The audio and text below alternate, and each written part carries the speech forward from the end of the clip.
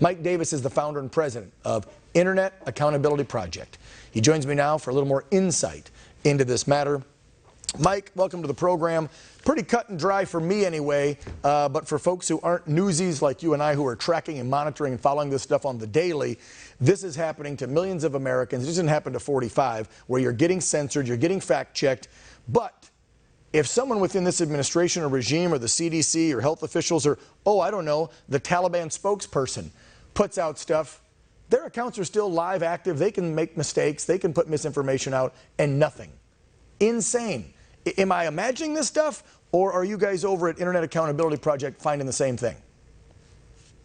Well, I'm finding it personally because I was just suspended by Twitter for the 4th time on Friday because 5 strikes, you're out, Mike. tweeted out.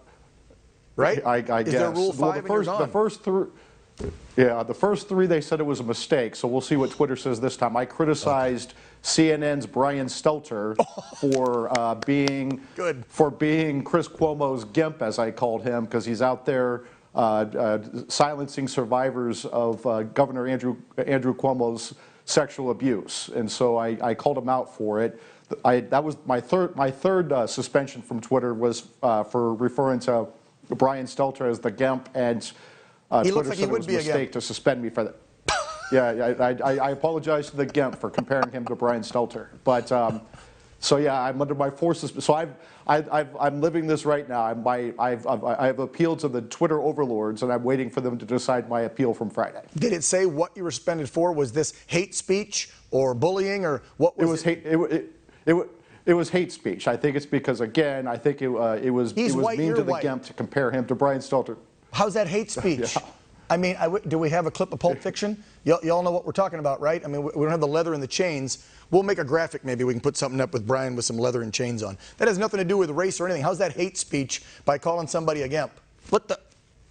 I have no idea. So Twitter said it was a mistake the last time I got suspended for calling Brian Stelter the GIMP, so we'll see. Wow.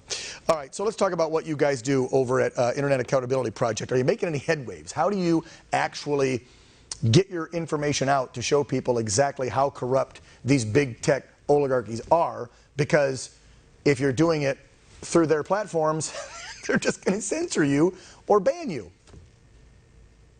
Well, so how we've been very effective, the reason that big tech has the power to censor Senator Rand Paul, President Trump, everyday Americans like me, the reason they have this power to do this is because they're trillion-dollar monopolies, right? And so what we need to do is break up these monopolies. We need to break up Google. We need to break up YouTube from Google. We need to break up all these trillion-dollar monopolies. And right now there are 6 bills that passed out of the House Judiciary Committee led by Congressman Ken Buck, a good conservative from Colorado, who against all odds got these 6 bills passed. And it's very important that your listeners, that your conservative listeners call Republican members of the House and the Republican senators and tell them that enough is enough. It's time to update and enforce our century-old antitrust laws, and it's time to break up big tech. Yes, I mean, we've been talking about it. President Trump talked about it. Didn't seem anything was going to get done now with the new regime in charge. So God bless that congressman for moving forward. Folks, you heard what Mike said. Call him. I know a lot of times you'll send me emails and messages and say, that doesn't get anywhere. I call, leave a message, I send an email. If they see it in numbers, what did Rand Paul say in that video, Mike? There's more of us than there is of them. They've got to see it in numbers. You got to get off the couch and take action. I want your reaction to the fact that, because this has been driving me crazy all weekend long, that the Taliban can still have their damn page on Twitter, but the 45th president of the United States is still banned. They're literally raping and killing people right now as they're taking over different provinces of that country. Kids and women. This is about power. This is about money and power, and there's an unholy alliance between big tech and big government. And big government has coddled big tech with antitrust amnesty for the last 10 years. Big government has coddled big tech with Section 230 immunity, where they can't get sued. Big tech can't get sued for what users post on their platforms. So big tech scratches big government's back and vice versa. And we need to end this. We need to end the antitrust amnesty.